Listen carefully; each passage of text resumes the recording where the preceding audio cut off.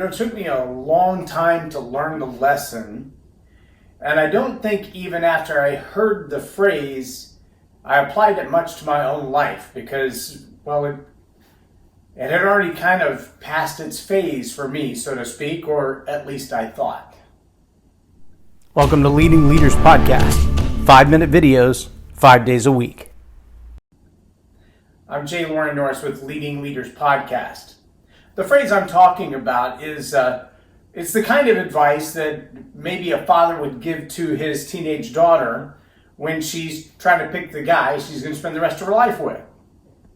And it's a phrase that really seems like really simple logic, but it doesn't always ring a bell, so to speak, as early on in a relationship as it should. And here's the phrase, and I want you to let it sink in, and then I want you to ask the question, if we think of it like a spider bot, how many other places does the reality of this statement ring true? Here's the phrase. Watch how a young man treats his mother, and you'll have a really good indication of how he's going to treat his wife. Watch how a young man treats his mother, and you'll have a really good indication as to how he's going to treat his wife. Now, it seems like that would be a contradiction. Like you would think, well, why would a man treat his wife and his mother the same way? And here's really the picture that you need to see. It's really all about respect. It's about the ability to honor even when you disagree. And trust me, I do have a mother. I am a young man, or not as young anymore, but as I was growing up, there were times that my mother and I disagreed on what time I should come home, on what time I should be in bed, on what time I should get up for school, on some of the friends that I chose and the places that I would go and the things that I would do. And my mother believed in corporal punishment. And I remember when I was 15 years old and playing football and thought I was all that, she tackled me, sat on my head, and beat my butt with a belt because I needed it. I also remember the time that she woke up at 3 o'clock in the morning because the police were bringing me home because I was out in the neighborhood doing no good. And that officer stood there in the garage and told my mom, since he doesn't have a father in his life, if you need a hand spanking his backside, you tell me. I'll be glad to come up here and do it for you. But the idea of honoring my mother didn't really dawn on me till a while later. But I think my son, who's now close to 6'4", when he was about 5 or 6, was the first time that he yelled no in his mother's face. And something in me rose up. I had heard Josh McDowell make the comment about his grown son speaking back to his mother in a disrespectful way.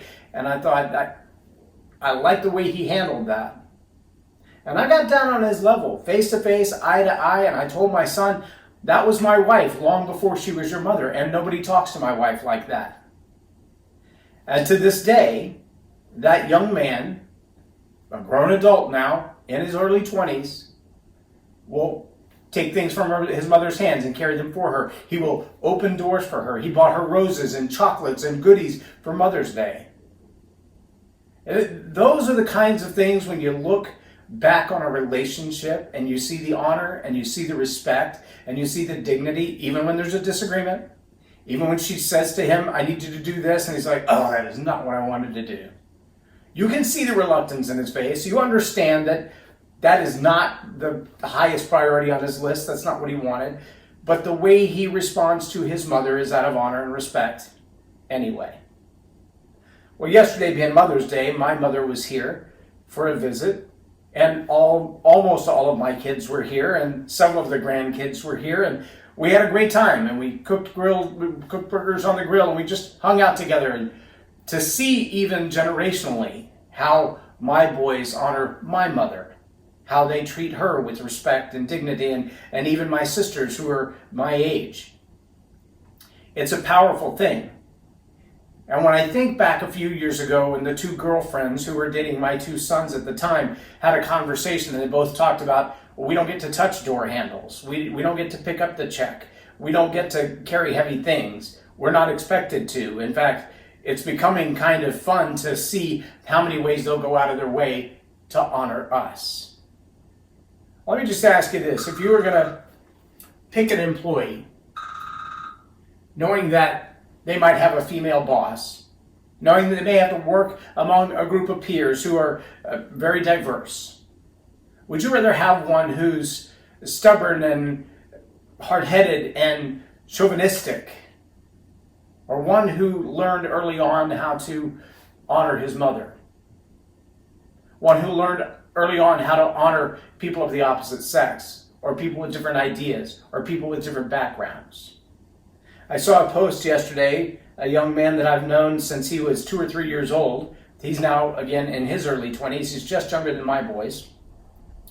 And he was talking about the racism in the young man in his early 20s who lost his life because a couple of men who were skewed in their worldviews acted like idiots.